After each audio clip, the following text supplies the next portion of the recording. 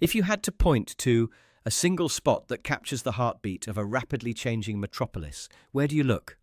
You usually look for the chaos, the traffic, the noise.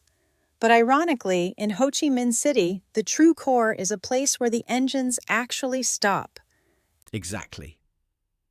Nguyen Hue Walking Street. It functions as the city's giant, open-air living room, a space where locals and travellers inevitably cross paths. But what fascinates me is the sheer scale of its evolution. Right, because if you rewind a century, you wouldn't be walking on granite, you'd be swimming. This stretch used to be a canal, funneling water from the Saigon River right into the city center. It is wild to imagine boats floating where street performers now rehearse.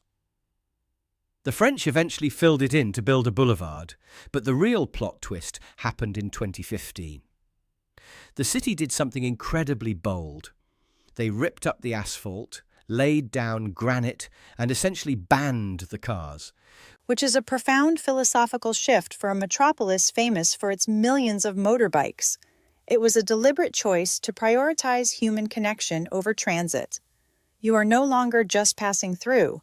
You are invited to stay. And look at what surrounds you when you do stay. It is a literal collision of eras. On one end, you have ornate French colonial architecture. Turn around and a hypermodern skyscraper is slicing through the clouds. It really is a time machine.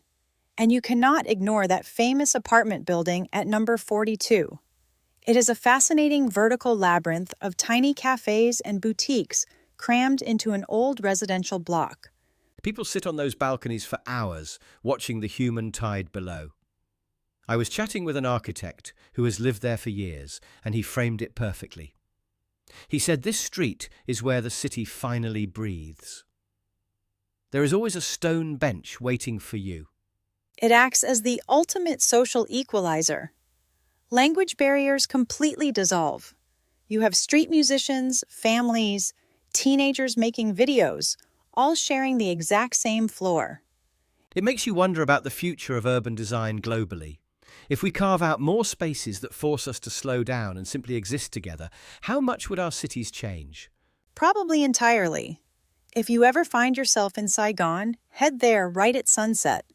Watch the city lights flicker on, feel the breeze off the river, and you will instantly understand why it is the undisputed heart of the city. A heart that beats a little differently, but perfectly in rhythm. Thanks for joining us for this stroll through time. Until next time, keep exploring the spaces that bring us together.